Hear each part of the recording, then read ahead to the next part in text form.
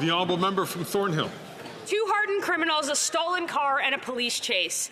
It's not the plot of a blockbuster movie, it's daily life in Canada after 9 years of this Prime Minister. This weekend, the Toronto police officers tried to arrest two car thieves, but not before the crooks injured a horse, rammed a bunch of vehicles, destroyed a business, and put innocent shoppers in danger. We know that both offenders were out on bail thanks to the Liberal NDP catch-and-release policy that has made this country more dangerous for victims and more lenient for criminals. So why was this government putting police and the public at risk instead of putting criminals in jail where they belong? The Honourable Minister of Justice and Attorney General.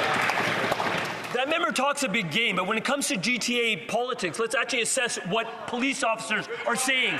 The Deputy Chief of Police in York Region has said, if you actually want to get tough on bail, you need to support the courts, the crowns, and fix the detention centres. Guess who has jurisdiction over all of that? The member from Thornhill should know that's the province. You want to get tough on dealing with bail? Let's have the province support criminal justice in this country and keep our communities safe.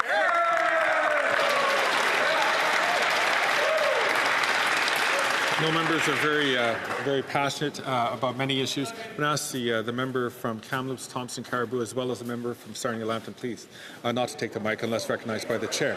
The honourable member from Thornhill.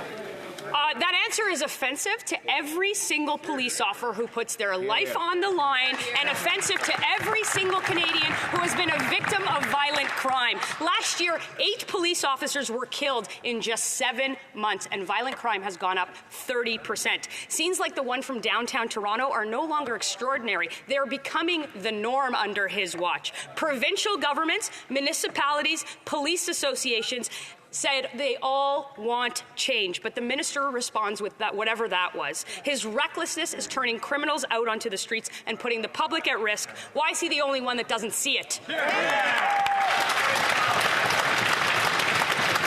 The Honourable Minister of Justice and Attorney General. Let's listen to police officers. Here's the Deputy Chief of York Region.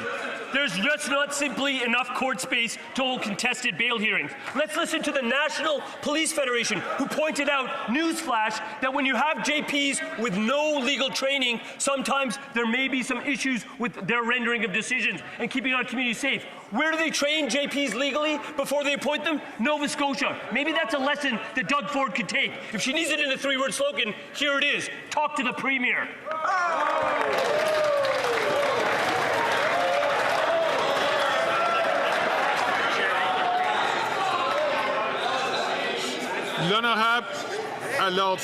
Order, please.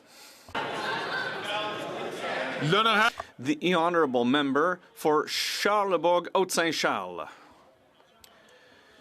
Philippe Léger in the Journal de Montréal said that police's concerns about gangs in Montreal is scary. The Montreal Police Service says that Montreal is becoming like Marseille in France, a place where the authorities are losing control.